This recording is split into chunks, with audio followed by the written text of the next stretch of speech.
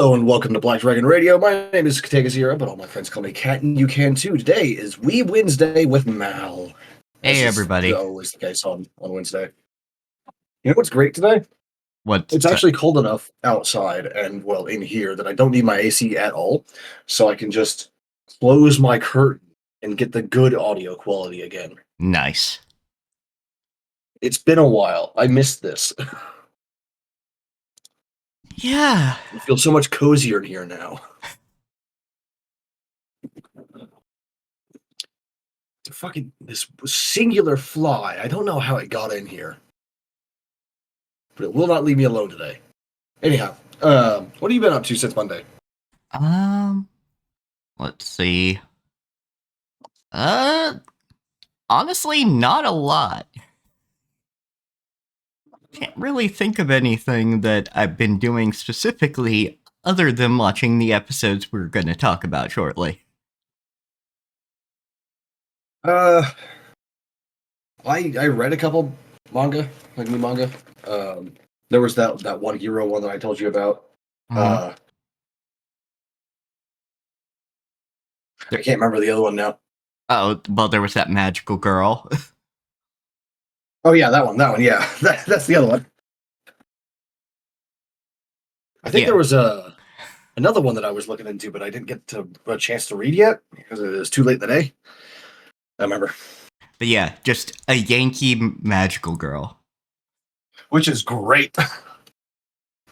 She's fantastic. She's so dumb. I love her. Yep. And then there's the, what's the name of the one with the hero party in it? The strongest hero party wants to know love. Interesting title. Yep. Well, it's because literally all of them want some form of love in some way. Fair enough. It's even like the mage is no exception, right? But he explicitly uses magic to control his emotions because at least his kind of magic in this setting requires precise, clear-headed calculations. Like he's got to do basically like differential calculus in the middle of a fight, so he can't afford to be distracted by literally anything. You know what? Fair. Yeah. But yes, there's, from what Kat told me, some very good queer world building in here. Yes. Like one of the hero party is intersex. One of the like a different member of the hero party is a like serial crossdresser. Oh, hello there, Sonkotsu. Hello. Welcome in. But yeah, there's some of that, and just no one blinking an eye at it who is native to the setting. Yeah. It's real good. The hero is also a woman, and this is known, even though she like really looks like a man sometimes. Yeah. She just looks like a very tall, muscular, handsome man, but in that very specific, like, be shown in handsome way, right? Yeah. Like, you'd probably be forgiven for clocking her as a lesbian, but she's probably bisexual. Probably. Maybe. I don't know. She's only interested in the mage, so I have no idea. On the other hand, the intersex bard is into everyone. Of course it's the bard. Yeah.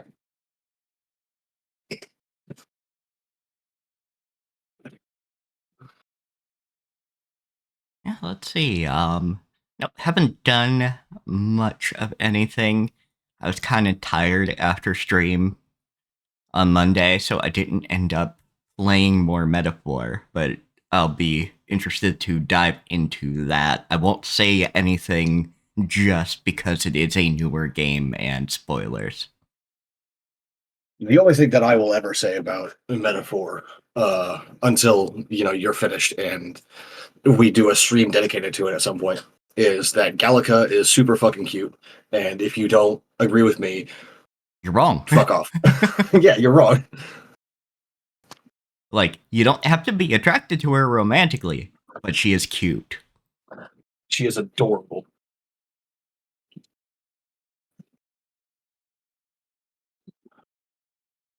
But so did I tell you about like the other day? Did I tell you about like how I've been doing mod stuff, like moderating for Chico and his various game mod servers? Oh, okay. Uh, So that's where you were it- doing modding. no. Like I'm not modding this fucking English. I am moderating the server for his game mods.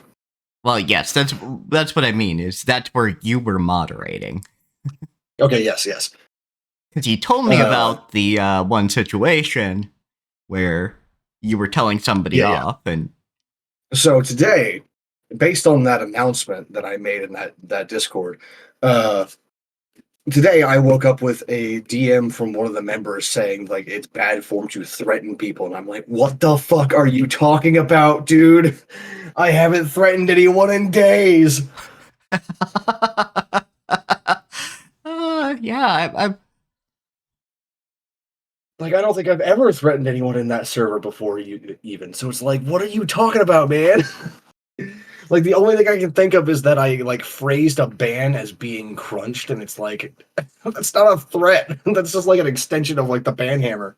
yeah, no, I What don't are you, know. 14? Like the person still hasn't responded to me, be like, please just like point out where I threatened someone, please, because like I have no idea what you're talking about. I still haven't gotten a response.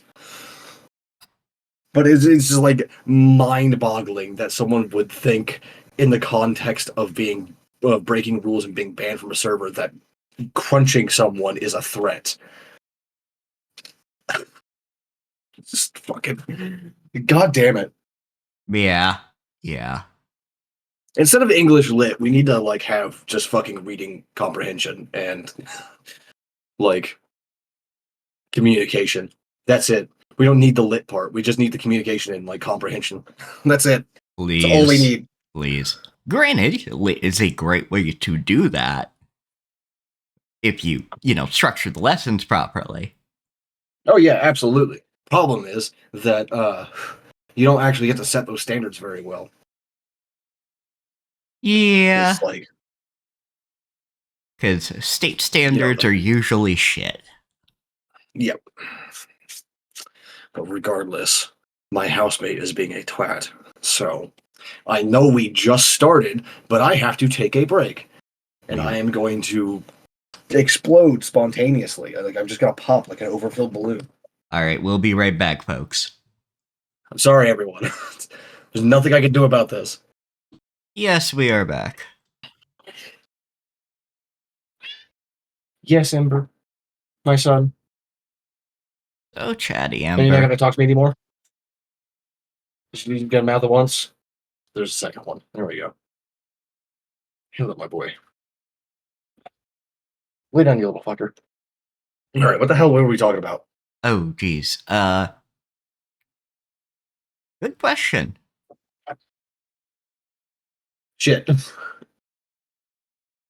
I think we were just about to move over to actually talking about the anime, because you had talked about you were doing moderating for Chico's modding server, but you already mentioned the stuff with that.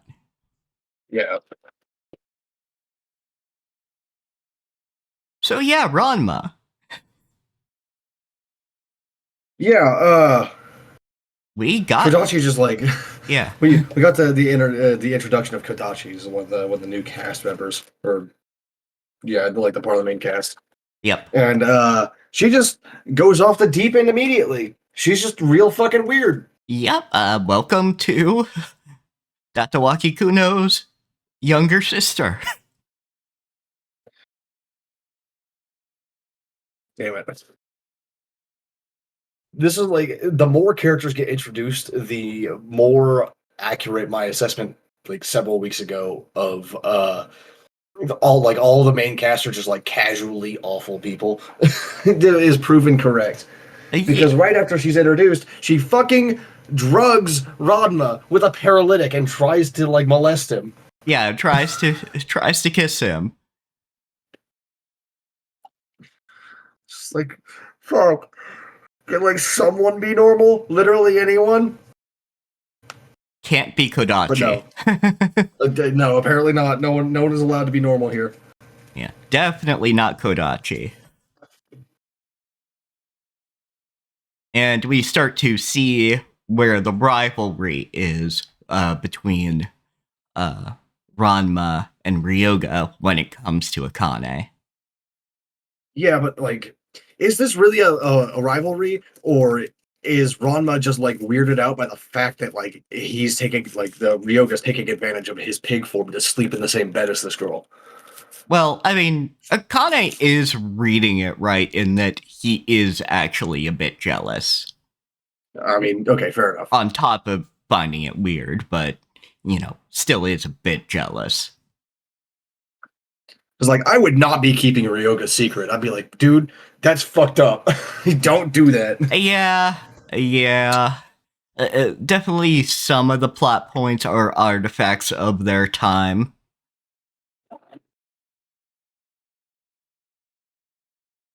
Gods. I'd be having myself fucking pig stew. All right. Yeah. Uh, yeah, I would Although definitely.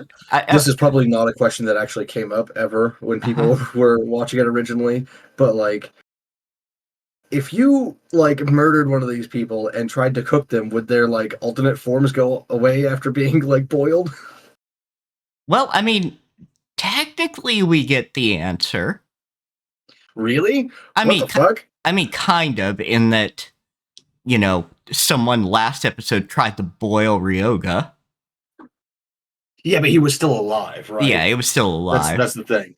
Like, does the curse wear off when they die, or does it stay in effect and like it just happens to the meat, or do they just get locked into the form? Uh, yeah, that doesn't get answered. I didn't think so. Yeah, like This there's is probably one of those things where the author would be like, I don't think about that, and neither should you. yeah. But also, you're writing for anime. I'm sorry.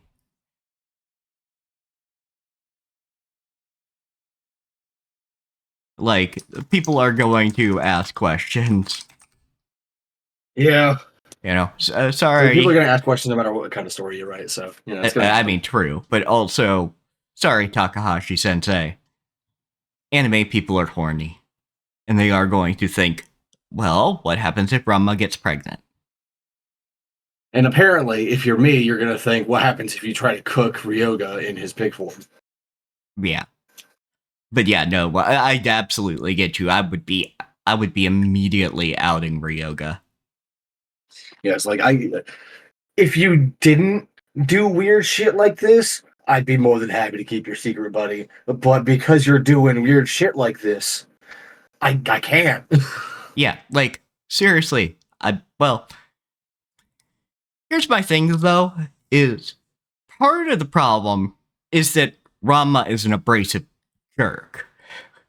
Oh yeah, he's a total dick. Like that is way too obvious in this episode. Cause he could have been a lot more encouraging to Akane. Cause getting to the actual plot, Kodachi believes in competitions start as soon as they're announced. Yeah, which is real weird. Real weird. So she's been visiting her martial arts opponent from Ranma school and beating the shit out of them.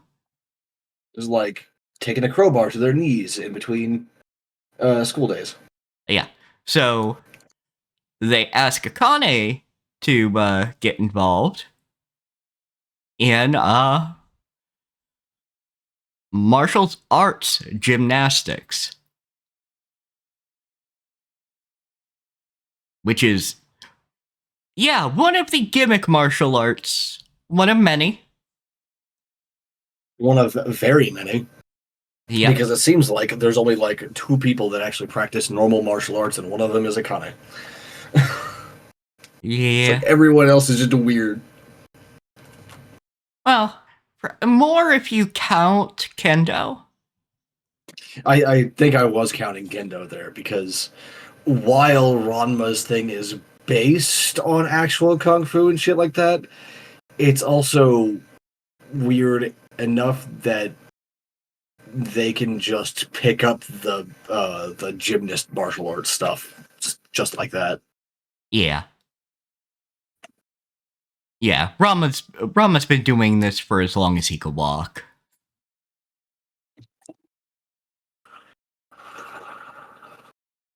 I can't think of anyone else. Like maybe Ranma and his father, but like aside from that, there's like two people. Yeah. And now that I think about it, I don't remember offhand really seeing Mr. Tendo doing much martial arts, despite being, Genma's peer.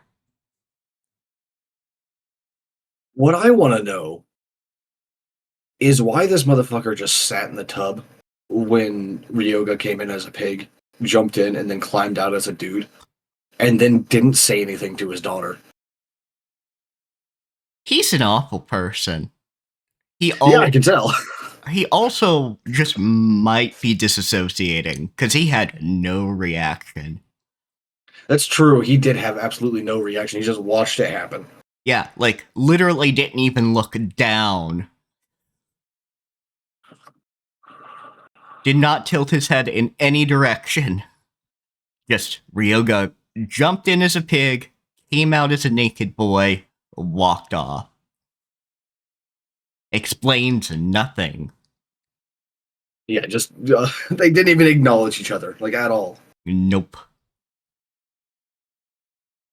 So I think he might have been disassociating or thinking, well, this might as well happen. It's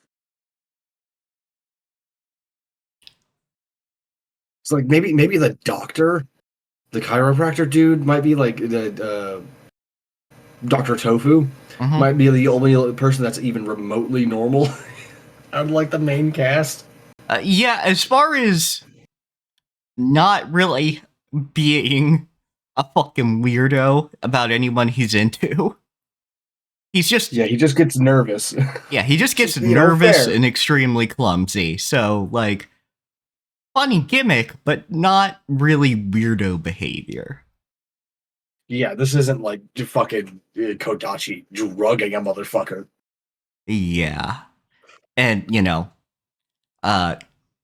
despite Akane having a crush on him, despite the place in anime this takes, this was made in, the point in time, he, does not show any interest in her. He treats her like an adult would treat a teenager. It's good. But yeah, so but because they don't like take care of their sparring arena, Akane trips and twists her ankle, and therefore Ranma is forced to be the one fighting Kodachi in the next episode. Because of course. Yeah, because of course. Well, really what happens is they have the gymnastic stuff just spread out, and one of the items is a ball, and she trips on the ball. This is because they don't clean it up. They don't like. They're just like basically horsing around. Yeah. Instead of actually like paying attention to what they're doing. You don't just leave equipment laying on the ground, damn it. It does when you're going to be picking up weapons wrestling style.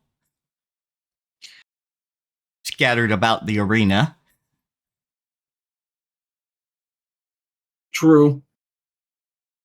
I'm assuming that's going to be happening in this? Yeah. Okay.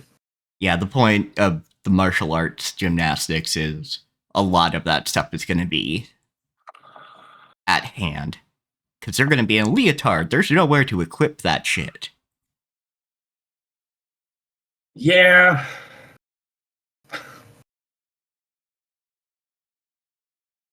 Ranma's utter refusal to wear a leotard. Oh god. I will say, Ryoga just dumping water on him, like, yeah, we're going to be training all night tonight. Because to go into a fight without getting any sleep is, a great idea. Yeah. It's totally fine. Don't worry about it. Then again, it could be a weekend with the competition in the evening. Yeah, but is Ranma that lucky? No, he is not. Yeah, I didn't think so.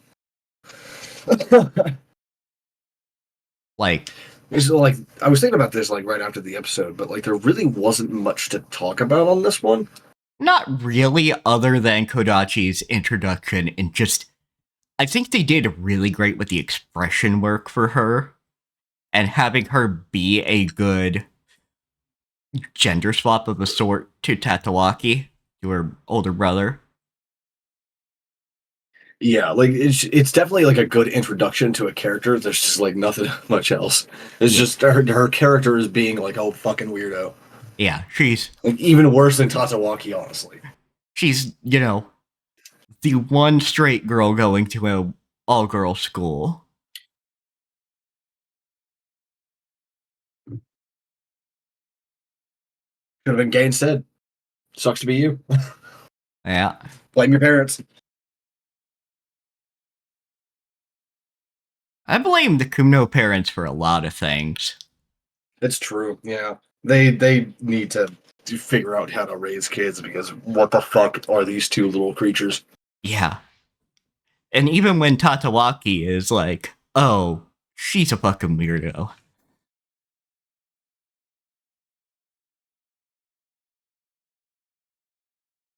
Some people might think that's just like sibling banter. No. Kodachi's just like genuinely a fucking weirdo. We haven't described her mannerisms at all so far, so Well, she does the Ojo laugh for a start. yeah, she's basically like a the classic Ojo villainess archetype. But other characters around her acknowledge she's doing that, and it's cringe. Yeah, At least some characters. Like, there were like what I assume might be like two people about university age or so, maybe a bit older, just side-eyeing her and being like, yeah. I "Let's want to walk know away very why quickly." they didn't call the cops because she was standing in front of someone's house in a dark cloak with a goddamn hammer. Maybe they live close by, and at that point, I'm not going to question what the Tendo Dojo does. You know what? That's fair. Yeah. There's a panda that might be sweeping the front steps. Ranma lives there. Ranma lives there.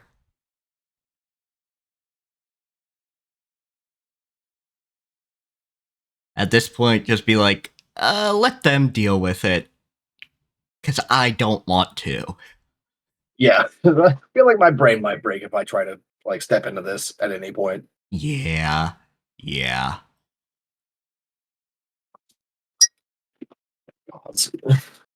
But fucking Demon Lord 2099. Yeah, so we do find out what happened to Machina. And Yeah, she wasn't just like out of range or busy or anything like that. She was definitely actually kidnapped. it was Marcus and his henchwoman directly. Yep, because you have to. Because she hadn't shown her power yet in the entire show, but she had been talked up as being nearly equal to Veltol. So Yeah, absolutely. And Marcus only won by shutting off her familia. And like even without that, he still might have lost if he didn't have his fucking secretary with him. Yeah, which I mean, admittedly, Because like what sucker goes to that fight 101? yeah, like, even if you're like a vampire lord, you don't generally go to fight a fucking dragon by yourself.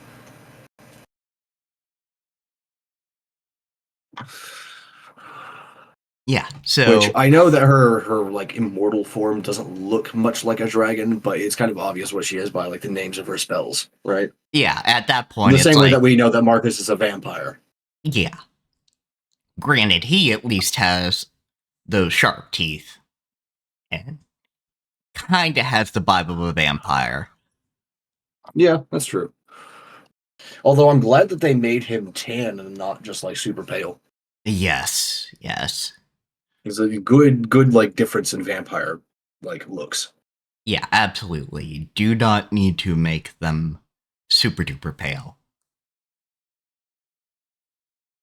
That's one thing I do appreciate with the Castlevania Netflix series as well. Internet, give me a good image of Machina's immortal form so I can check if she has slit eyes.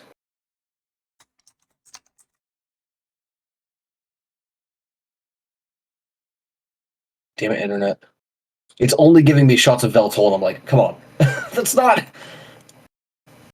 Okay, yeah, some of the fire on that shows up on her forms horns, so there's that. That's a nod to the dragon nature. So that's good. There's at least something in her design. But I can't get another good shot, because it's just Veltol or Machina in her cute human form. I don't think so, looking at it. It's hard to tell from these images, but it doesn't seem like she has slit eyes. Yeah, or vertical pupils is the other thing. But either way, there is stuff in her design that actually indicates the draconic nature, so that's nice. Yeah, yeah, absolutely. Now that It's we've just got. moving too fast in the actual show for me to notice. And also, I watched it like 3 days ago when it came out instead of today. Yeah, yeah. But yeah, like all of her spells are named after like flowers, like like the Japanese tends to with fire. Actually, weirdly enough,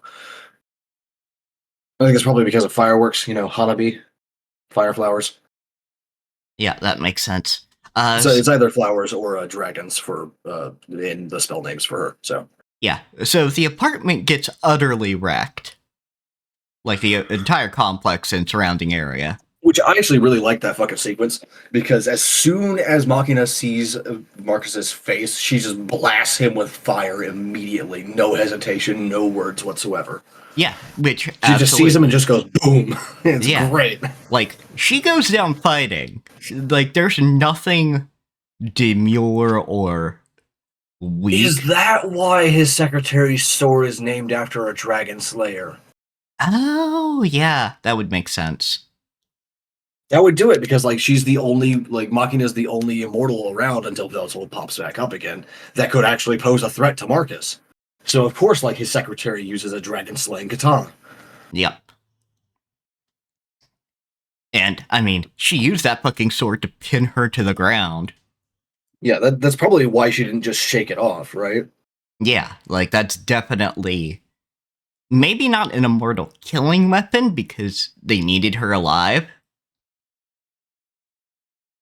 but There's definitely enough to some. like keep her from fighting back for a little bit. Yeah. It's interesting. I wonder how she came by her immortality. It seems like she was born into it, but maybe not. I don't know. Seems like you would have to be like a dragon, right? You'd have to be born into it, Oh unless there yeah, was like no, some no, weird no. ritual. She was born into it. She was because she was the one who was going to get executed. Yeah, it's just there's always the possibility of her having come from somewhere else to settle down in that village.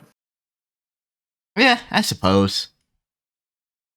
But I assumed she was born into it. I mean, same. Just keeping the options open. Yep. So But if, like a good like character moment for Veltel was him like basically having a fucking nervous breakdown at the idea of losing Machina. which fair? That is literally his one connection to the past. That is a good one that he knows is still Yeah. alive. Because like Graham's there, but they didn't exactly part on good terms. Yeah. It's actually kind of funny seeing a hero that doesn't like to explore.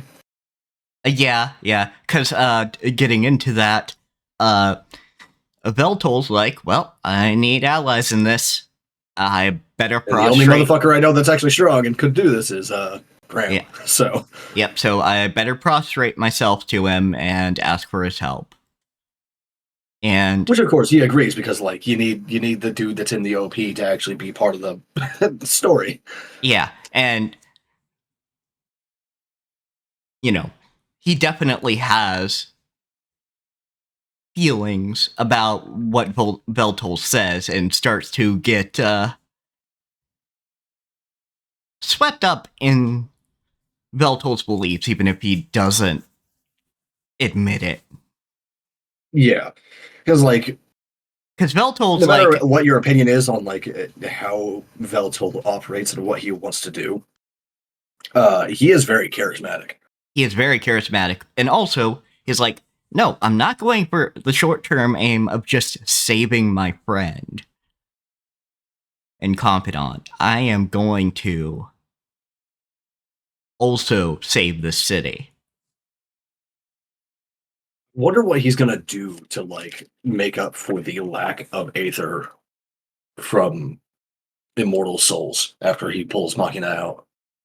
Maybe he'll stuff Marcus in there and just like use that as just like a stopgap so he can figure something else out.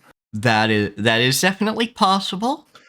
It's like, here you go, suffer the same fate that you've done to like thousands of your kid, fucker. Maybe he continues to grow in streamer popularity and thus can feed power into the city using his own power. That could be interesting. Yeah. Gives him reason to still do that, considering he's got to get Machina back. So, Yeah. even if he doesn't deal a decisive blow to Marcus, Marcus is going to be off licking his wounds for a while.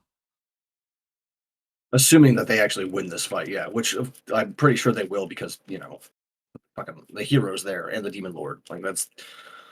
Yeah, and if you can somehow fight against the hero and the Demon Lord at once, like, yeah.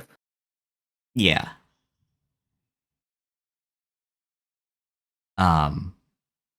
So they're off doing that, and so they get into a dungeon, and of course the hero and Veltol get into, well, appreciate the design of a dungeon versus, yeah, appreciate the, resource management I've got to do as a adventurer.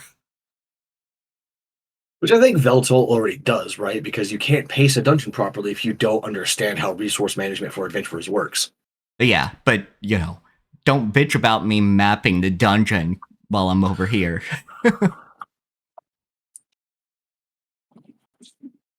Which is kind of funny because it's not even a fucking dungeon. It's just a goddamn tunnel.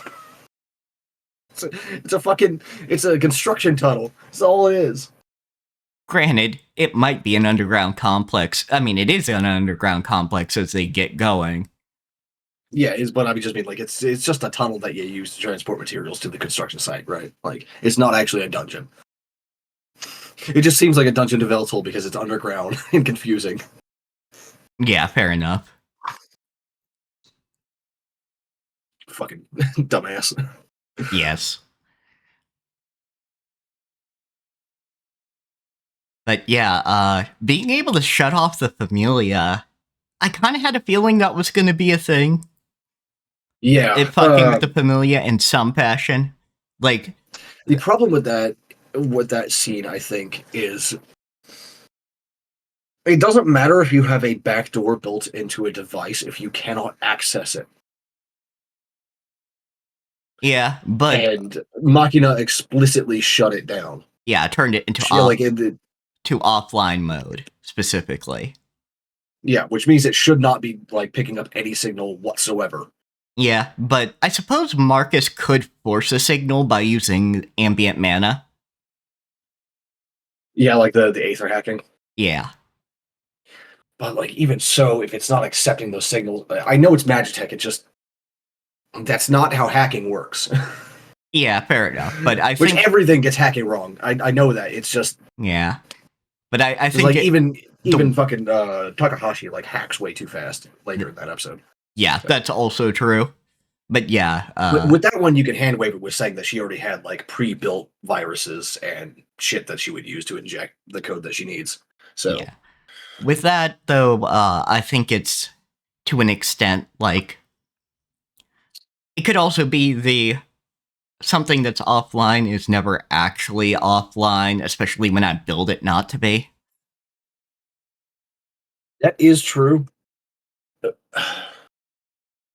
However, Machina did say that she got a custom model, right? Yeah, Which standalone means that model. any method of like disconnecting from the rest of the network should be a physical disconnect, right? Like Yeah, physically moving the circuit out of the way, which means that it cannot pick up any signal. yeah. Though it I don't might know. it might be one of those things, like I said, ambient mana, and then it can't, it has a built-in initial code, so to speak, of I can force you to accept this signal. Like I can turn, taking signals again back on, and then put in the signal of, all right, you're shutting down. Yeah, but I mean, the problem with that is like what I mean by physical disconnect is physically disconnecting the antenna that actually picks up the signals in the first place. Oh yeah, if you physically, Of course, like Machina may not have thought of that when she got her custom Familia, right? yeah, and it might not be, Or the hard connection that cannot be physically disconnected without destroying it may be like built into the code as a requirement for some of it to work. So there are ways around it that would prevent her from being able to do that in the first place. It's just yeah, I don't because, know. I don't have Veltol Sage Eyes. yes, And even if I did, I can't actually fucking touch her. She's in my computer screen. yeah, and in general, like, she still got to use the Familia to really stand a chance here. On speed of spells, anyway.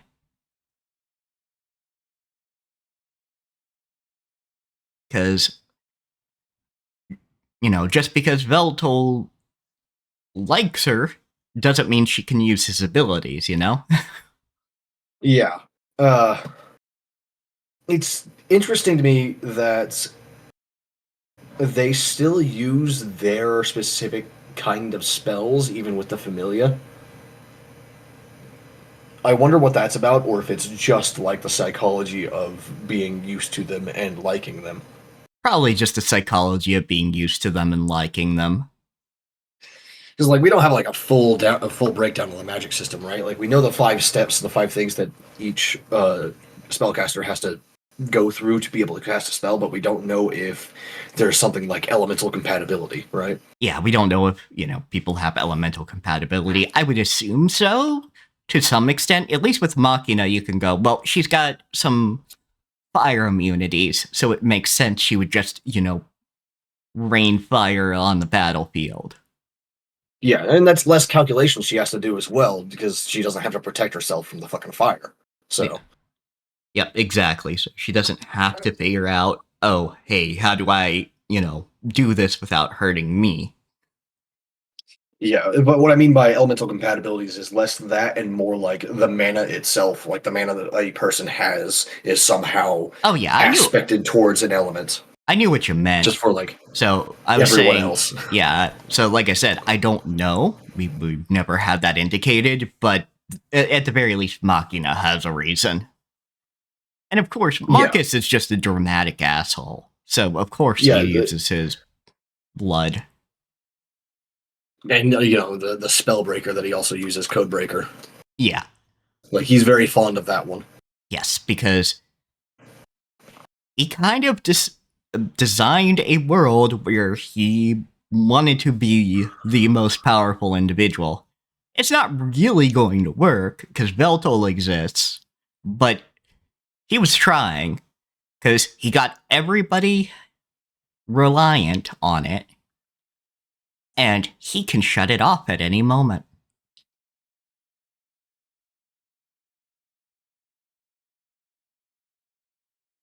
It's Well, it is kind of that conversion from martial power of, empires and kingdoms to, Electronic warfare, yeah. well, electronic warfare plus capitalism.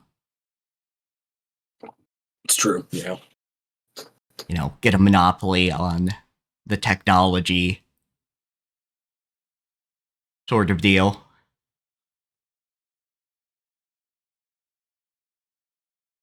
I wonder if the rest of the world outside of Shinjuku also uses the Familia. I would assume so. I would assume so, yeah, but we also just don't know, right? Yeah, we don't know for certain, but assuming that probably at least the friendly allied cities that do trade and that kind of thing. Yeah, they've probably at least bought some to experiment with. Yeah, so they probably have some. And then of course there's going to be, even if Marcus tries to keep it from them, there's going to be Corporate espionage, yeah. Yeah. Because if you don't have a familia, you are at a severe disadvantage.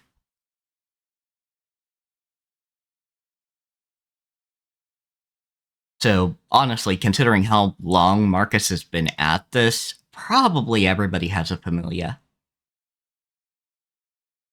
Yeah, I just don't remember the timeline of the world very well. Like, was it 10 years ago or 20 years ago or whatever when Marcus fucking made the Familia? I don't know. I don't remember. Yeah, I These don't. details don't stick in my brain very well. It is same, big same. But yeah, it'll be interesting. I definitely agree that with my prior assessment that the hero is going to get added to Veltol's streaming as well. I hope so. That would be very funny. Because them bickering about dungeons, I'm like, oh yeah, I'd watch this. Yeah, that would be good content.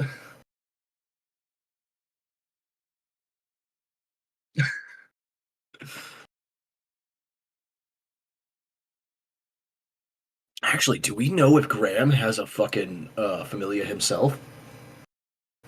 Um, well, let me look, because we can see the back of his head in some of these shots. I don't think he does. Yeah, I just don't know if it's covered by his cloak or armor or what. Because I don't remember seeing it, but Veltel also didn't just lean around him and be like, "Hey, let me see that neck, boy."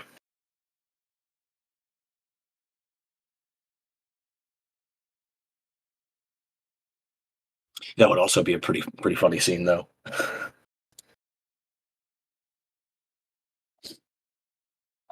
Yeah, no, I think from these shots, he probably doesn't have one. Yeah, if he had one, he probably wouldn't be in the position he is, right? Yeah, Like he wouldn't be just hanging around in the slums. yeah, though a lot of that is just fucking depression and him not engaging with the world. That's true. Yeah. Which, I mean, mood. Big mood. But, he's much more the man out of time than Veltol in that regard. Because Veltol's treating it like, okay, I've moved to a new country, essentially. It's weird, there's things I don't understand, but I am going to understand it. Whereas the hero is still in his old armor, clutching his sword, kind of just sitting around like a hobo. It's kind of fun that he does still have his armor and it's not even rusted. Nope. I mean, that's what you get with artifact armor, but still, I like that. I like that a lot. Although it could also be like a magical manifestation the same way that Veltel's armor is. Could be. That is a distinct possibility because his sword actually is tarnished. It's not rusted; it's tarnished because it's green. So like a gray-green color on it. It's caked with patinas. It's called. Yeah, it is. So that means that his sword is silver or copper. as a base material. Yeah, and it Instead makes of sense iron. because his sword's definitely not a manifestation.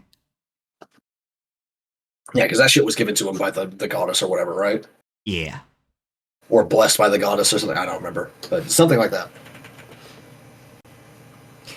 Which is kind of interesting that a something blessed or given to the hero by a deity can tarnish like that. I wonder if it's a reflection of his like hero's will, right? Yeah, like maybe when he actually starts fighting again, the patina will come off, sort of deal. Or like even like a slow like reversal of the damage as he regains his hero spirit. Could be. Could be. You're okay, buddy. But yeah, either Stop way, yelling at me, cat. uh, Marcus is definitely not going to have a good time. Oh yeah, this boy's fucked. Yup. Like, I don't think he's going to die this early, because that feels quite early. Yeah, I'm wondering what's going to happen with the secretary, how she's going to fight these two, like an immortal and a hero. Yeah. It could be that they end up splitting up, where the hero just keeps her busy while Viltol keeps going.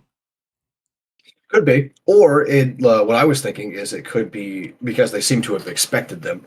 It could be that she has an ambush ready Could be that, with a but bunch of like what is it called, Magia armor. yeah. I Yeah, that. cannot believe Captioner actually got Magia armor. Huh, interesting. Is that a real word? Yeah, that's my Okay, Spanish for it's magic in magic. Spanish, yeah. Yeah, so, So maybe I mean, it actually did get it. yeah, it probably did, because, I mean, you know, uh, Spanish and English go well together, especially, American English. Yeah, I mean it's because like most internet companies are based in America because fucking internet monopoly. That's what happens when you have a monopoly. Yep. It's also the title of a song, a rather popular song for Madoka Magica.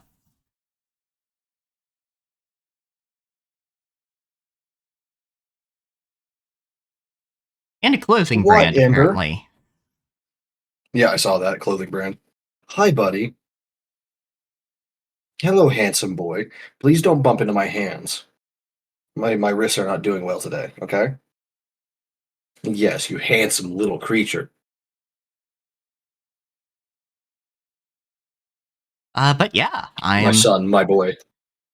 I am definitely a fan of this episode. Yeah, it had some good shit in it. Although Absolutely. I am also like eager to get back to the streaming thing just to see like what Veltel does with it. Yeah, absolutely. I talked about this with some friends, and I'm like, I really love the video games that show up in anime that are Yeah, because they're always so like either references or really badly made. yeah,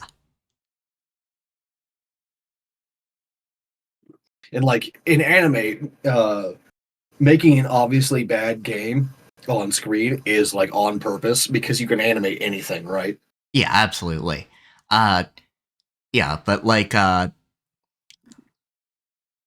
one anime I think about idols had Hexagon Fitness Adventure because they did not have the rights to Ring Fit Adventure. Yeah, of course not. Why would anyone have the rights to that? Fucking Nintendo. Yeah, Nintendo. Nintendo don't. Yep. Just remember that whenever you try to do something in Nintendo, don't. Yeah. Ember, get your tail out of my fucking nose. Damn it, cat. Oh wait, no, it was Octagon Fitness Saga is what it was. Would you lay down, boy? Why are you so squirmy today? But yeah, I Is want it to. because my legs aren't crossed? Yeah, I want to see Yeah. what other games they play. Where at first they have the hero go through Bloody Spirit Yeah, that would be pretty good. just so he can get on Beltol's level.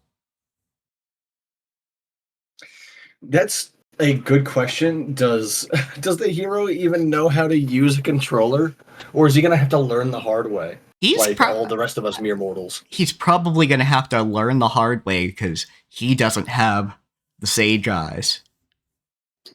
Yeah, like he's been depressed and apathetic for long enough that he probably has never touched one before, right? Yeah, like at best, he's probably messed around with like key cards and touch screens. Just because you kind of need that to move about the world in this cyberpunk world. Yeah, I mean it's the same in real life, right? In most countries, you do kind of need that to like get anywhere. Yeah. So he's probably done that, but that's about it.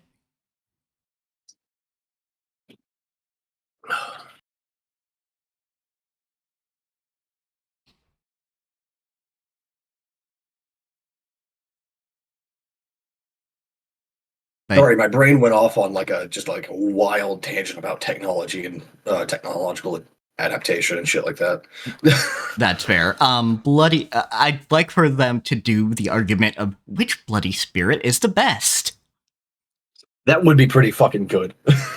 Because you know Veltol would have like some off the wall opinion on it, but it would be very well thought out and very respectful of the creators of the game. Yeah. Meanwhile, the hero might have the more conventional take. Or it could be the other way around. Yeah, you never know. Because, the hero's an even more of an outsider to games and has a different perspective as somebody who does the dungeon diving.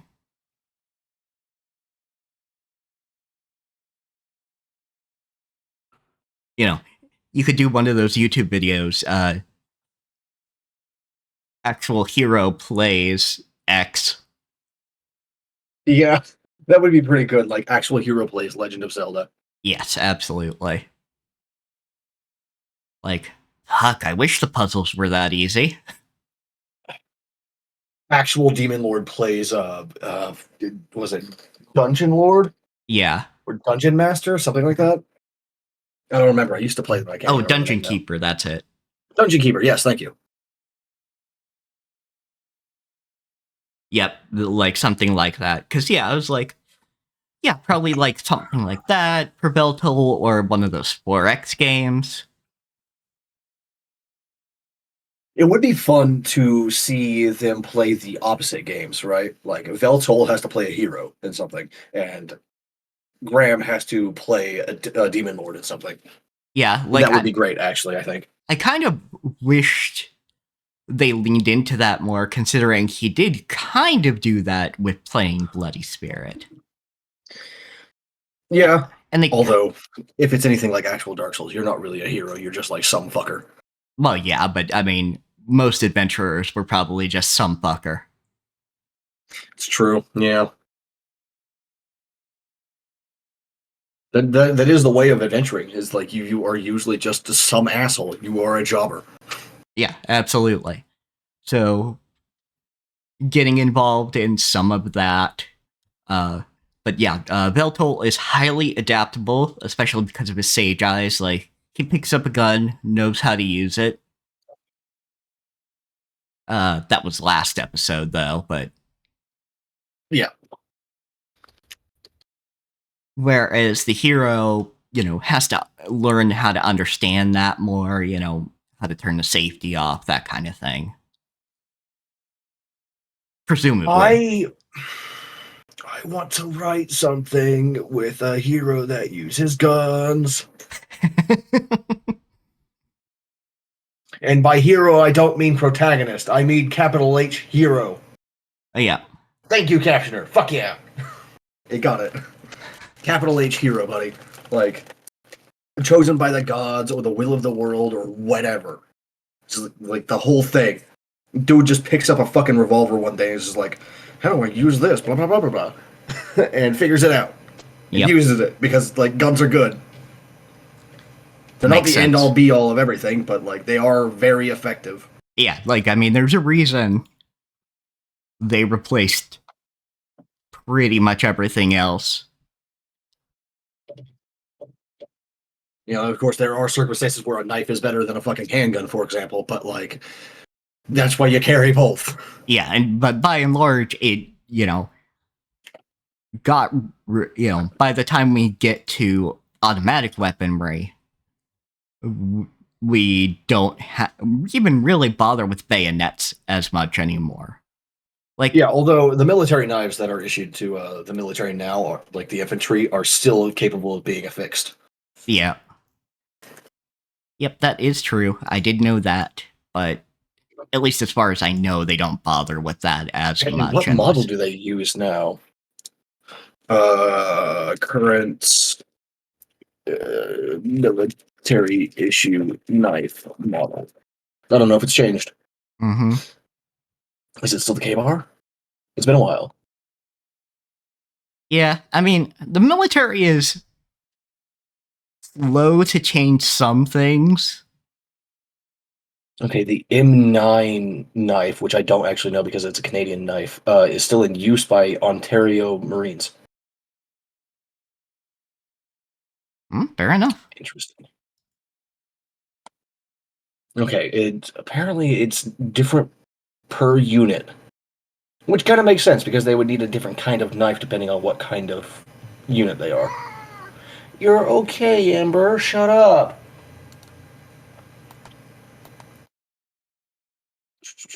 The saddest meow. U.S. military commonly issues the Ontario Knife Company's OKC-3S bayonet, which also functions as a utility knife. So yeah, they did change from the K-bar to this. Yeah. Can you tell it's been a while since I did all this stuff? Because like K-bar's been out of service for a while now, I think. Yep. And they have changed what rifle they use because they do not use the AR anymore. Oh yeah, I know this knife. Okay, yeah, I've seen this. Just for anybody who hasn't been keeping up with that for the past few years, they use what is known as the XM7 and will be known as the M7.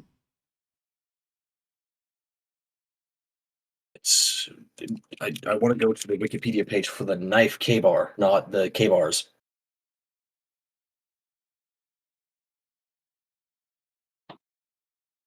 Okay, the K-bar is also still in use.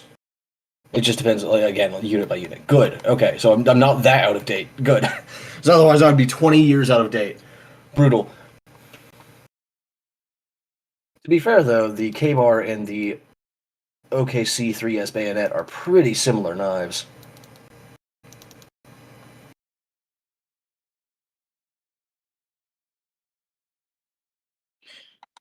Sorry. Anyway, so the thing with like updating military gear and all that is that the M4, M16, and M4A1, etc., like all of them are still in use and in active service right now, even if they are also deploying other rifles as standard for some units. Yeah.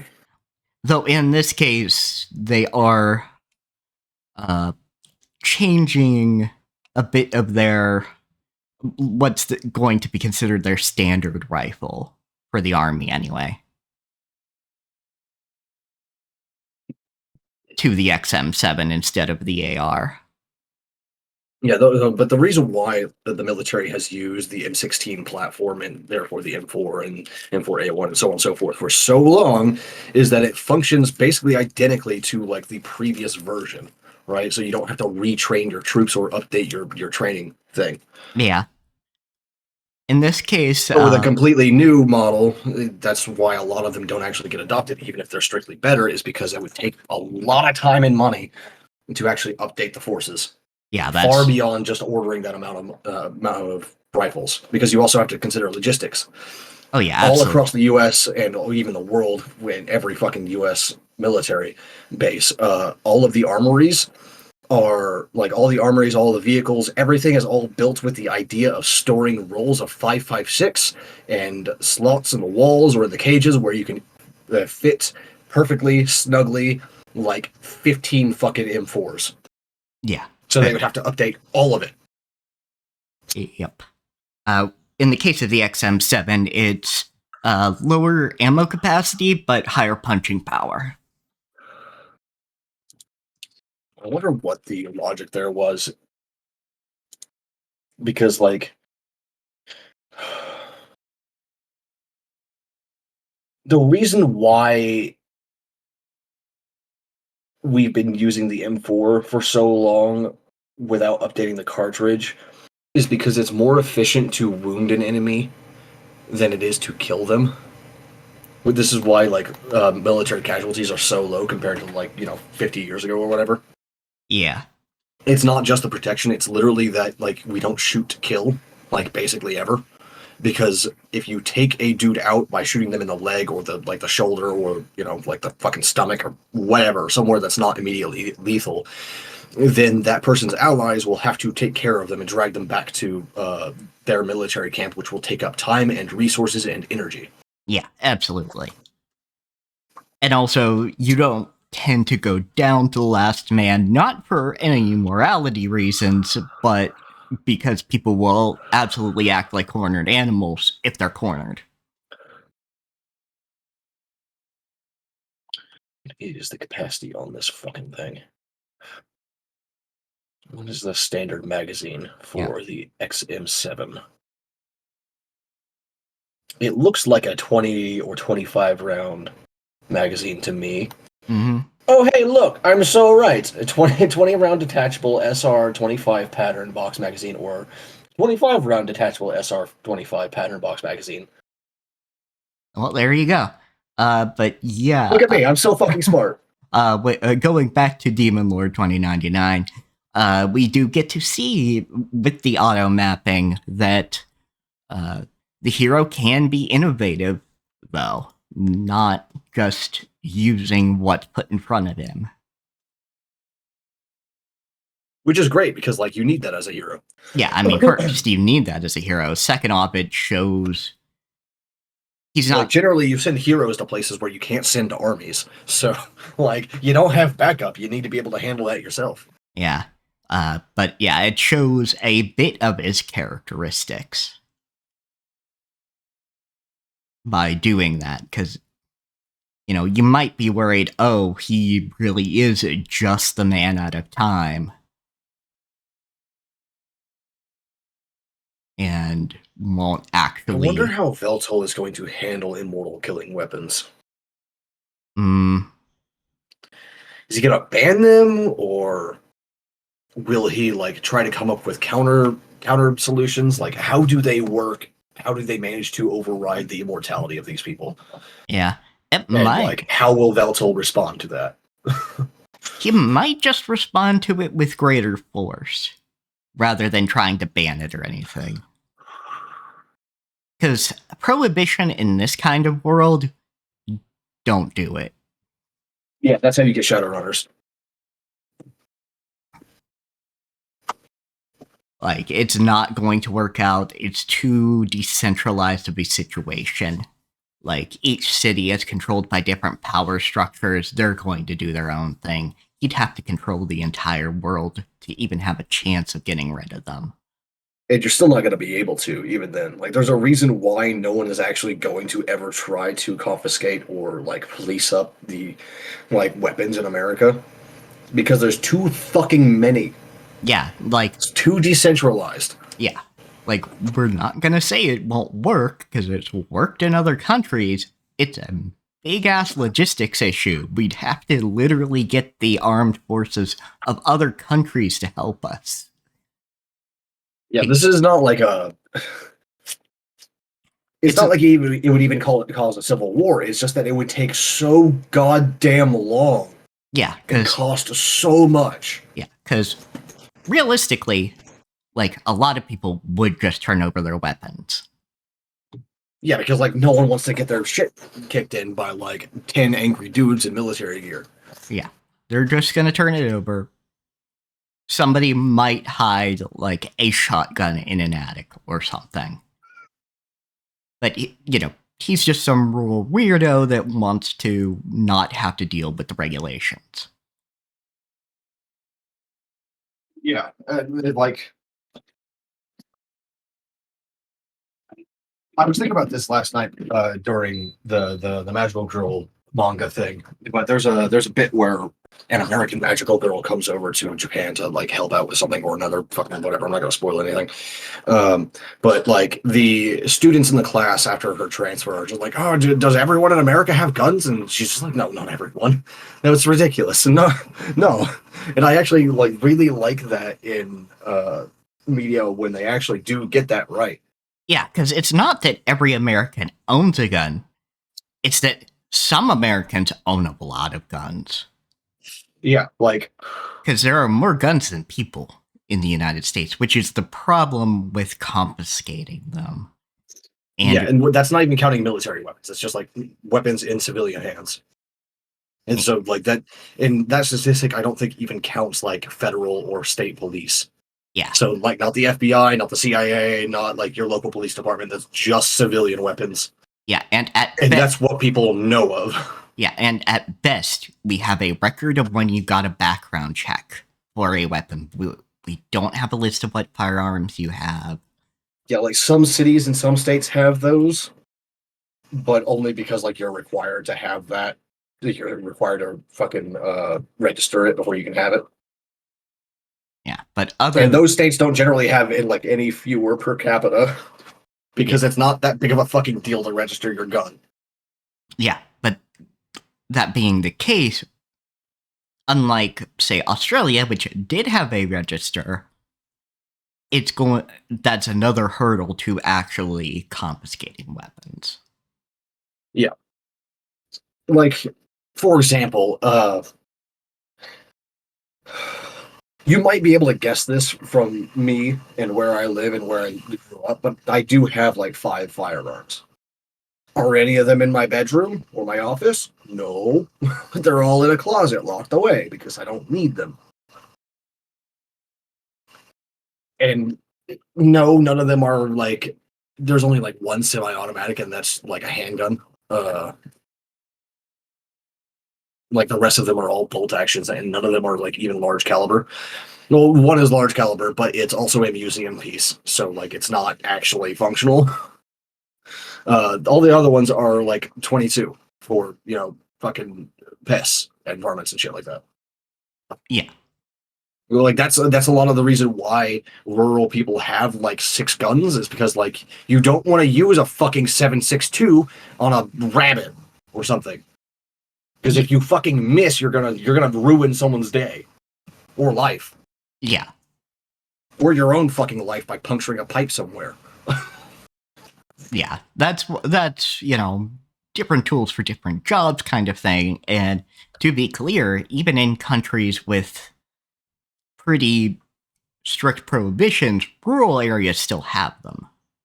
Yeah, because like they're required to protect yourself from wild animals, etc. Like you might use a 7.62 to kill a boar that's rampaging on your property, but you're not going to use that same weapon to fucking no, kill a squirrel or some other motherfucker that's chewing on your power lines.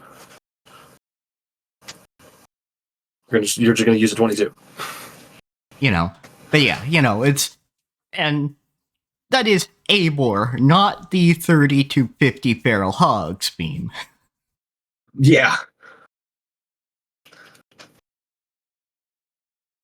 Like, even Germany, who has pretty strict, like, they have pretty strict rules on it.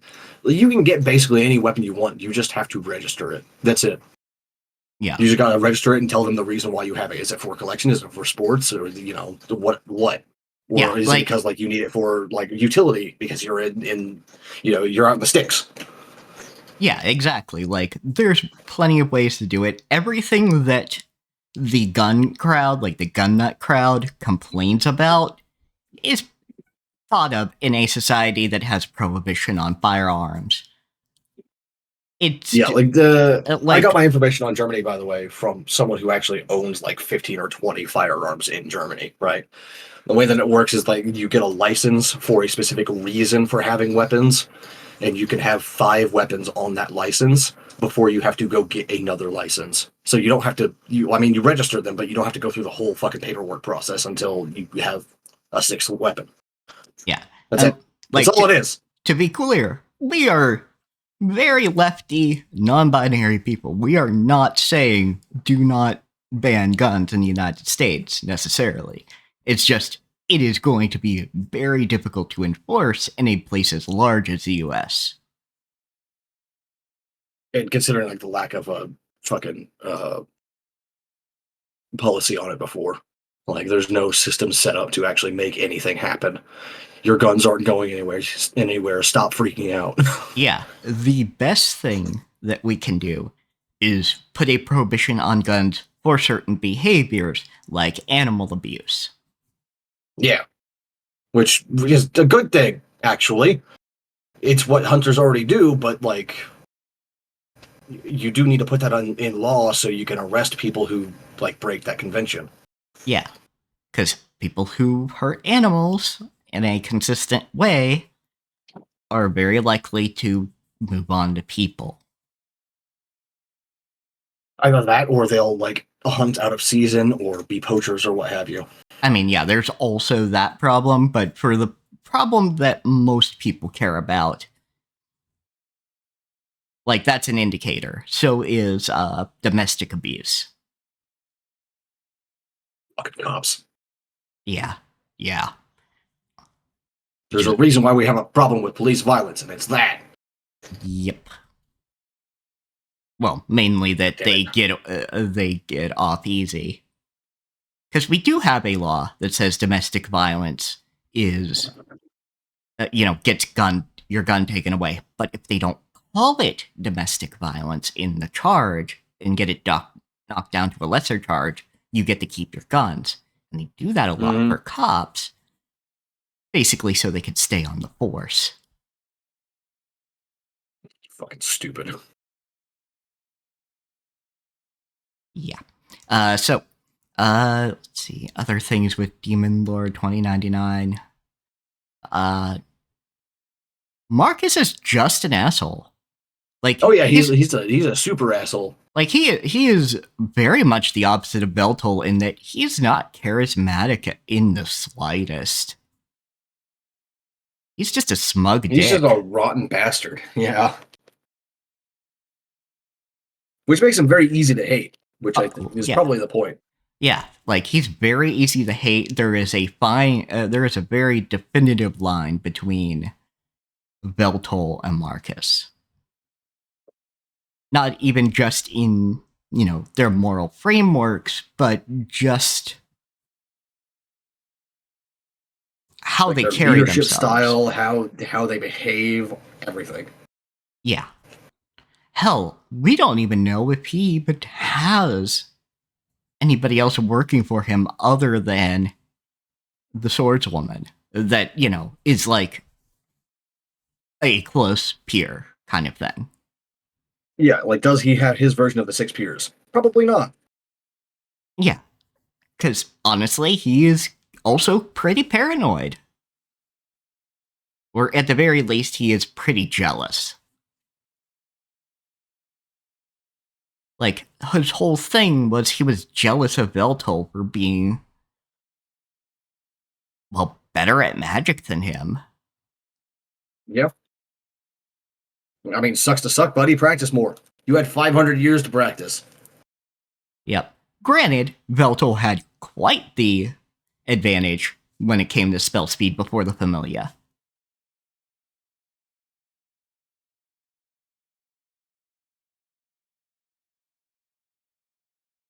You hate a motherfucker so much, you get rid of his advantage. Not wrong, yeah. I do appreciate the hero going, oh yeah, you've gotten stronger. Maybe not physically, but emotionally. Yeah, psychologically you've gotten stronger, which is good, because he has. Yeah, absolutely. Like, he is willing to prostrate himself to save somebody close to him. Like, that does take a certain level of humility.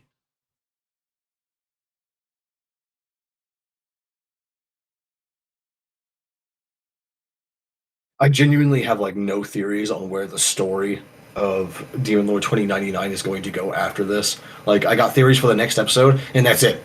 Yeah, like, which is a good sign, honestly. Yeah, like maybe about the next 2 episodes, and that's about it. Yeah, it depends on how they chop up the next few events into. Yeah, because they like how long each scene takes, you know. Yeah, because next episode is called "The Hero's Battle," so I assume that's going to primarily just contain the hero versus the swordswoman, which I think her name.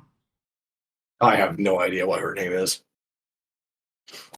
She's the secretary with the sword.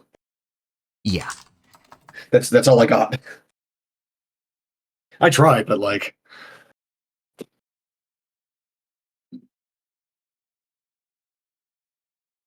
shut up, Amber. No, no. I don't care how handsome you are. shh. Stop yelling. Hi, buddy.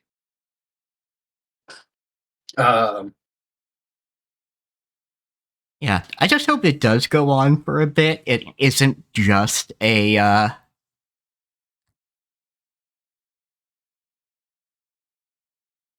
what's the word? Basically an advertisement for the light novel. Yeah, gods. I hate that, dude. I hate that so much. Yeah. Give me the thing. I don't think I've ever gone to read the light novel after seeing the advertisement. I just get disappointed that like there's no anime for it. I would for this because I really, really like it. Yeah, but I also really liked of Grimgar of Fantasy and Ash, and I did not read the light novel after the first season ended because it was just an advertisement, and that just pisses me off. Like, they put so much goddamn work into making this world like really pop and animate well, and then they just didn't fucking continue it. Yeah, that's fair.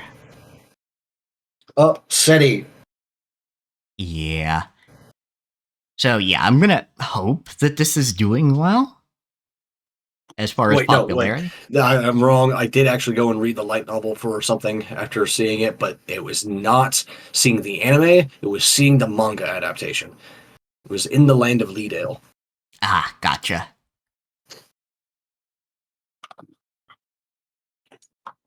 So it wasn't a light novel advertisement or anything. It was just like I just saw the adaptation or not. Yeah, the manga adaptation. And went, oh, cool. I want to see more of this. So I went and read more. Because like the manga adaptation is still ongoing, as far as I know. I haven't caught up in a little bit, but it's still ongoing. Yeah, so I'll hope Demon Lord 2099 continues. In its anime format.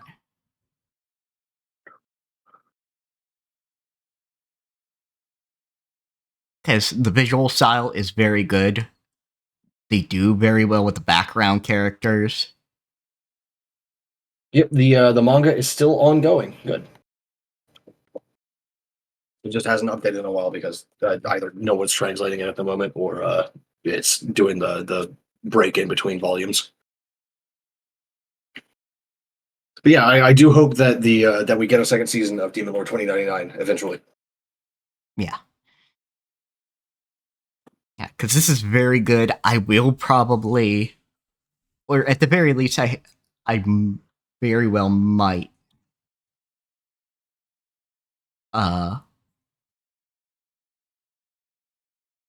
pick up the light novel, even if it's not said that, we're just not getting another, just because I don't want to wait. That's fair. I'm very patient. I am not. Like, I've waited years for the second seasons or third or fourth seasons for some things, so it's fine. Sometimes I might go read the manga. sometimes if it's really that good, but like usually I just wait. I can't remember what the last one that I waited a long time for was, but I have. Might have been fucking Overlord or something. I don't know. Yeah. Although that is another one that I went and read the light novel for, but not because it wasn't that it was a light novel to fucking advertisement, just because like I wanted more of it. Because when you have 4 seasons of a thing, it's not an advertisement anymore. It's an adaptation at that point. Yeah, for sure. But yeah, it'll be fun. I want to see what the knockoff games are that are references. That's a good question. Are the knockoff games that are references going to be different in the light novel? That's worth wondering about.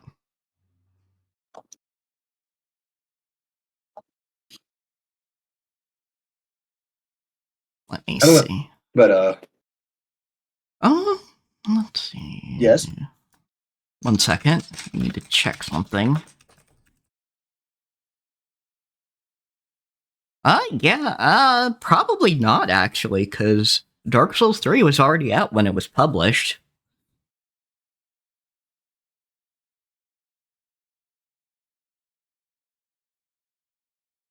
Fair enough. Yeah. So Give me 1 second. I need to blow my nose. You can go ahead and keep talking. I'll keep my headphones on. yeah. So I wanted to check just because, he does go through Bloody Spirit 1 to 3.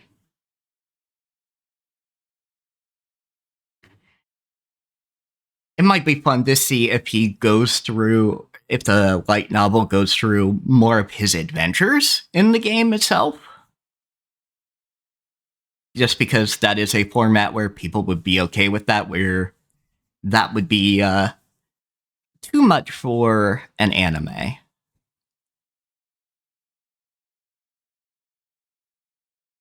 What would be too much for an anime? Sorry. I got Oh, a text message while I was blowing my nose. Having Beltol, like showing Beltol playing more of the game. Yeah, okay. Fair enough. Yeah. Yeah, that might be too much for the anime. Yeah, but could exist in the light novel. I don't know that, but I would wonder. I would hope so. Because like I think that's a part of what actually drew me to this is that like he is just like he's also a content creator.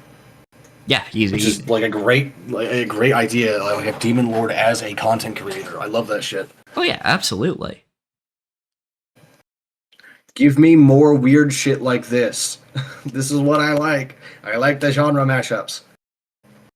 Yeah, the genre mashups are good.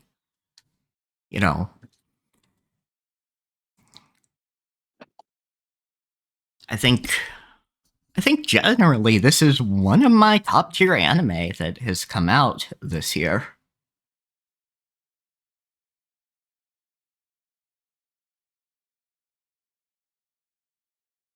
Yeah, I think so as well. The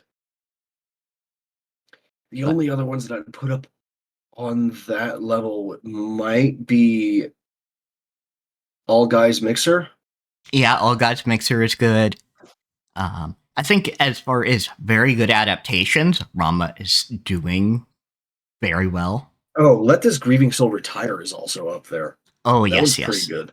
yes. Have you been watching that one? I have not watched that one, but I do like the kind of gimmick there. Yeah, just in case this will turn you off of it, I'll tell you this now. He's not actually talentless. He just doesn't have the confidence to note that his talent is on the same level as everyone else's. Yeah, fair enough.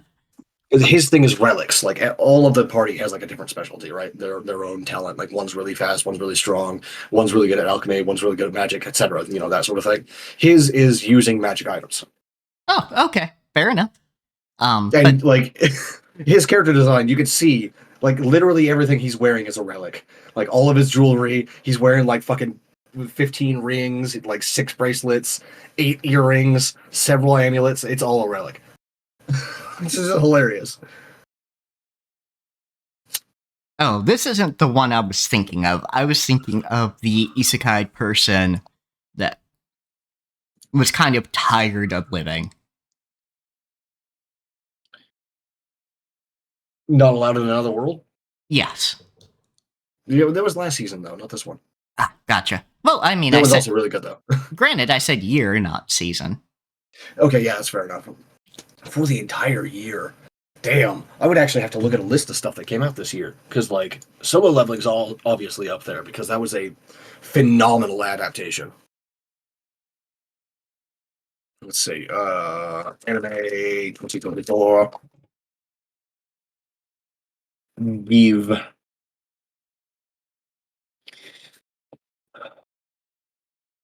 me scroll down this real quick. I actually don't recognize a lot of these. Yeah. There's a lot of anime.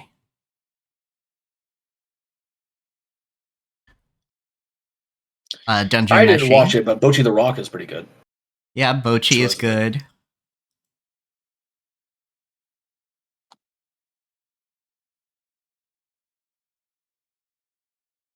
There's a Solo Leveling movie coming out? Why is it like is it between? It could be a specific arc. Like, yeah, like between the two cores? I don't know. Yeah, Dungeon Meshi, which I like the manga for, but I have not watched the anime.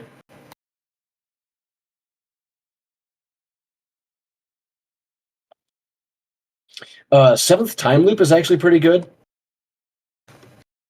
That was a Winter 2024 one. That one was the main character was on her seventh loop through life and had become like a professional of something, some different thing in each life. And in her seventh life, she marries the dude that caused her death in her other six lives. Interesting. Yes, it's actually really good. Jellyfish can't swim in the night. I've heard that's really good. Yeah, Villainess level 99 was really really good. It There was one point that I did not like, but having it recontextualized by reading the manga and knowing what happens in the web novels and light novels, it tells me that in retrospect, I do like it. I just didn't like it at the time because I didn't know what the fuck was going on in the background. Not in background, not that it was a bad adaptation or version of the story, but rather that each of the things, the web novel, the light novel, the manga, and the anime will handle that plot point differently. Each one has a different resolution and reason for that plot point happening, which I think is cool as fuck. Yeah, that is pretty cool. Because the entire thing is a fucking otome game, which has multiple endings normally, and so like we actually get to see that in like a like it actually takes that into account as part of the story itself that there are different endings, which is great. Yeah. Give me that. Uh, yeah, Suicide Squad Isekai. I still need to watch that. Yep.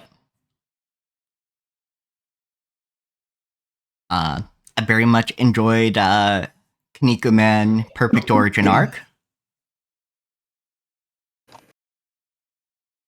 I need to watch the new adaptation of Spice and Wolf. I forgot that it came out. I need to do that. Because Yes. like the original was one of my favorite that came out in that decade. Let me see. VTuber Legend. I've only seen clips, but that was good.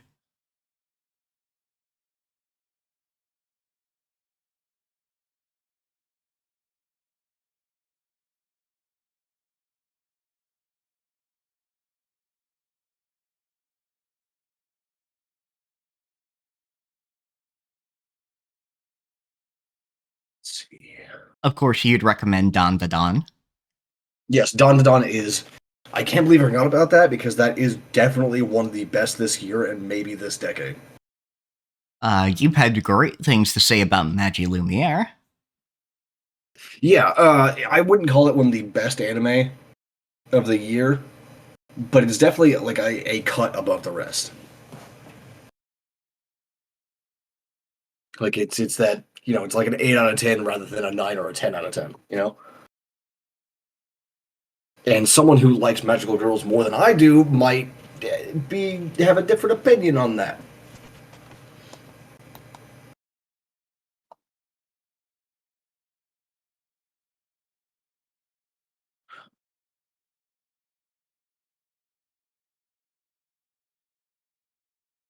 Of course, Konosuba season 3 came out this year as well, which will get a lot of people.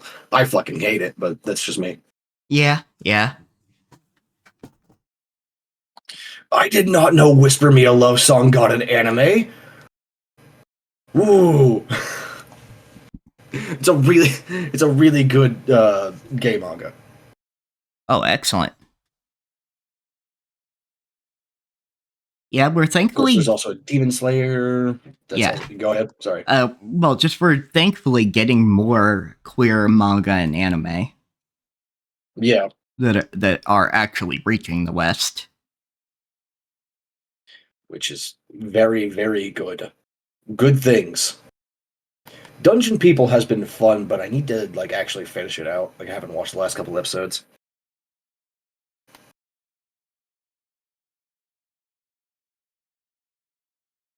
And like I said before, granted this is for next year, but I am so looking forward to Sakamoto Days. Yeah, I'm looking forward to it too. Yeah, like we'll definitely be talking about that one for Weeb Wednesday in January. I need to catch up on Good or Bye Bye Earth as well, because that had fascinatingly weird world building. Oh yeah, I think I know about that one from the manga and how weird that world building can get. Yeah, like for example, rather than forging swords, they grow them from seeds, which is just bizarre. I love that. That's so goddamn weird.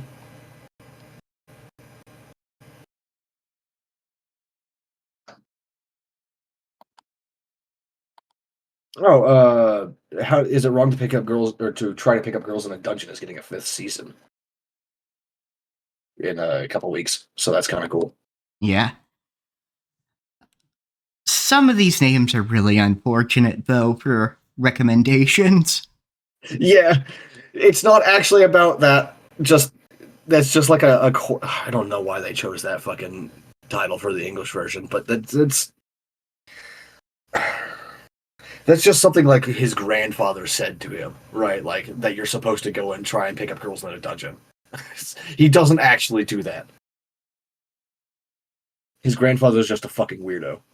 Um, I haven't watched it in full yet, but Kaiju number 8.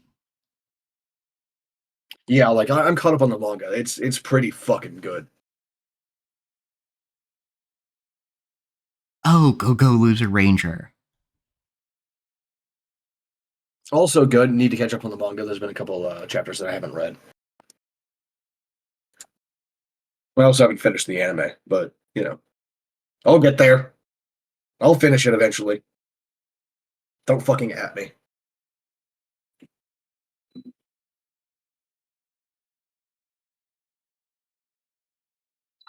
Excellent tea time. Yes! Tea time! Finally, the fucking kettle cooled down enough.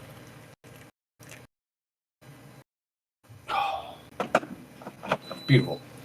Anyhow, what are some games you're looking forward to? Let's see.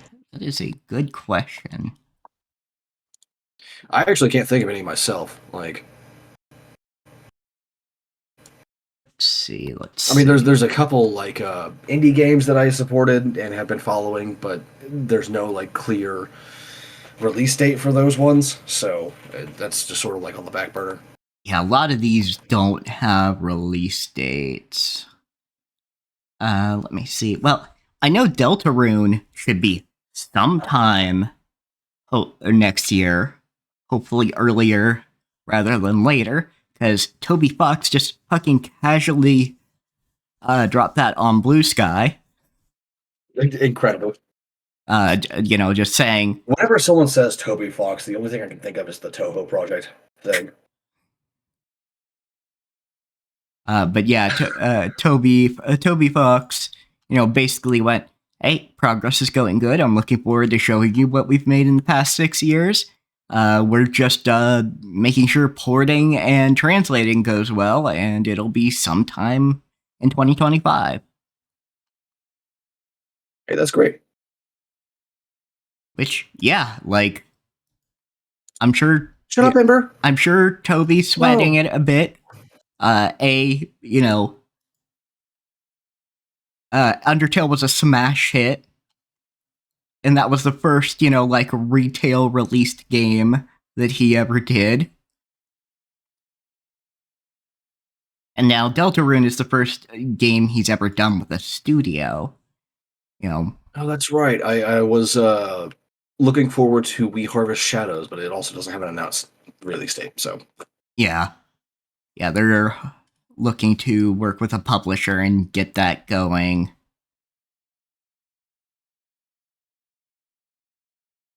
There is the remake of Alice is Dead, which is a point-and-click noir mystery set in a corrupt wonderland. Fair enough. It was right, yeah, Death Trash. Death Trash. I am looking forward to that so hard. I can't believe I forgot about that. Oh my god. Yeah, because it was originally a series of Flash games.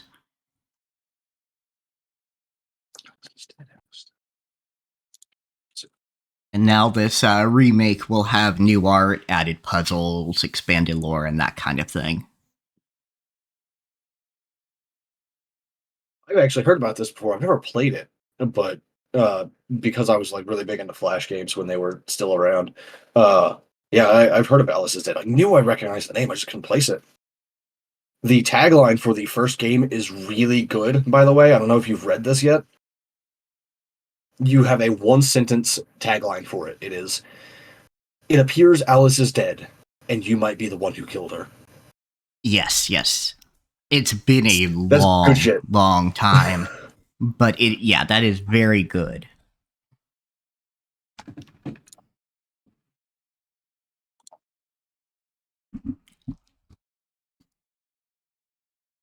Let's see here.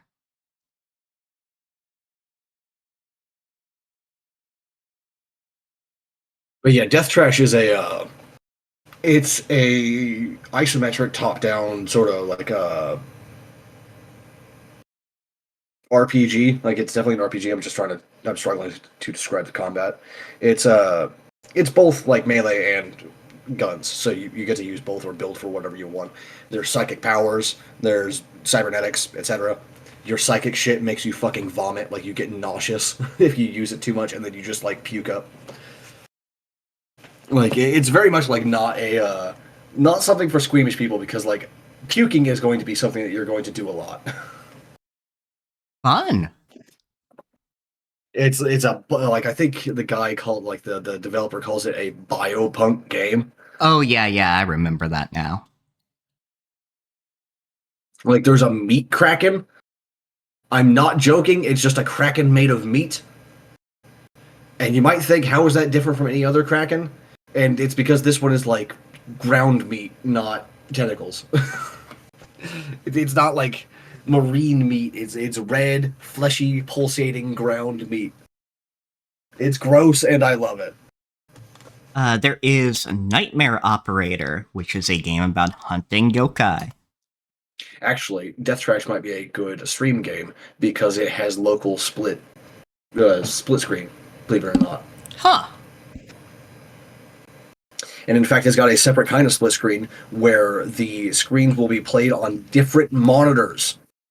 Ooh. Which is cool as fuck. So like even with using fucking Steam's couch co-op bullshit, like we could each have a whole monitor, Excellent. which is great. Which is great shit. But again, like the problem is that there's a lot of puke involved. So Yeah, I think we'd have to put a warning at the top for that. it's great though. It's really fun. I played the demo a while back, and I really liked it. I've been watching it for years, but like I got to play the demo last year, and it is super good. It is better than I expected, and I expected a lot. Fair enough. I know you're looking forward to Fields of Mystery as well. Yeah, that getting a full release. Yeah. Because the early access has been great. I'm looking forward. I think there's going to be one new update on like the 19th. Oh, that's good shit. Hell yeah. Let me see.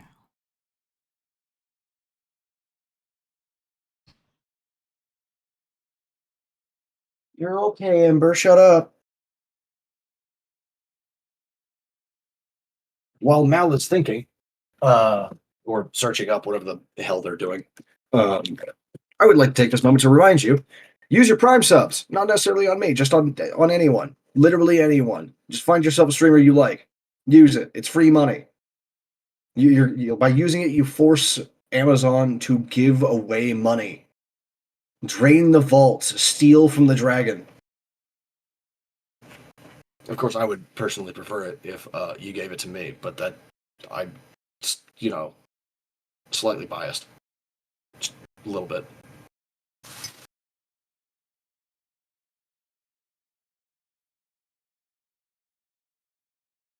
Yeah, there were some patches, and I think there's going to be a major update later in November.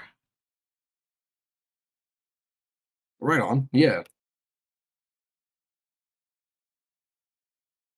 I think like the main reason why I don't have any games I'm looking forward to right now is that I stopped fucking paying attention to gaming news, like gaming announcements, even for indie games, which is a problem because that's what I usually play is indie shit. Yeah, Like, definitely. I know on stream most of what I play is fucking Elden Ring, but believe me, I play indie stuff for the most part. It's my usual thing. Yeah, FromSoft is just a special exception. Yep. Like the last three games that were not indie that I played are Elden Ring, Kingdoms of Amalur: Reckoning, and Remnant 2. Like beyond that, like almost everything I do is indie shit. And stuff like Code Vein or Kingdoms of Amalur are just like something I do every few years. Usually I'm doing something like playing Barony or whatever. Tales of Maj'Al. Damn it, I love roguelikes apparently. I have a type.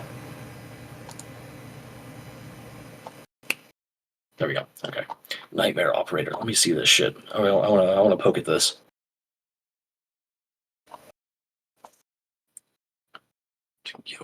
Okay. Give me screenshots.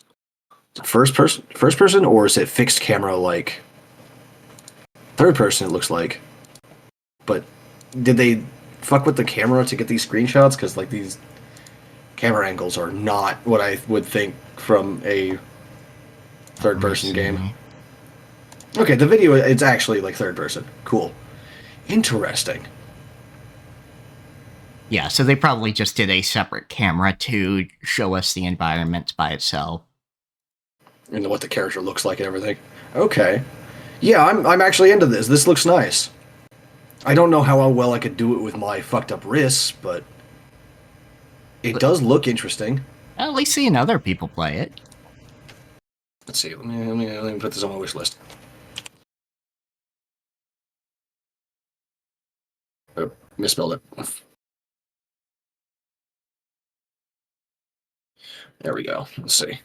Give me that shit. Put that on my wish list. Hell yeah, because that looks cool as fuck. Yeah, has a very PS1 style. Not exactly, because it's definitely higher res than PS1. I would call that like PS2, honestly. Fair. Or maybe like PS 2.5.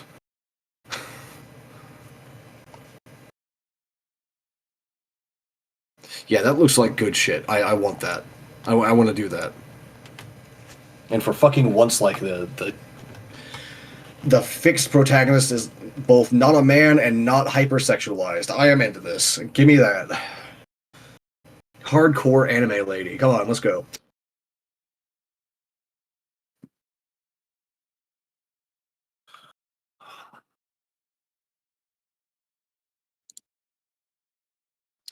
Oh, there was actually something I'm looking forward to. I don't know if it's out yet. Hold on, let me check.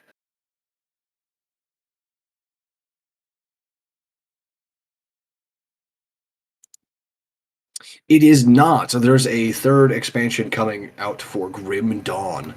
It's the Fangs of something. I don't remember the name specifically, but there's a new expansion for that coming out, and I'm looking forward to that pretty hardcore.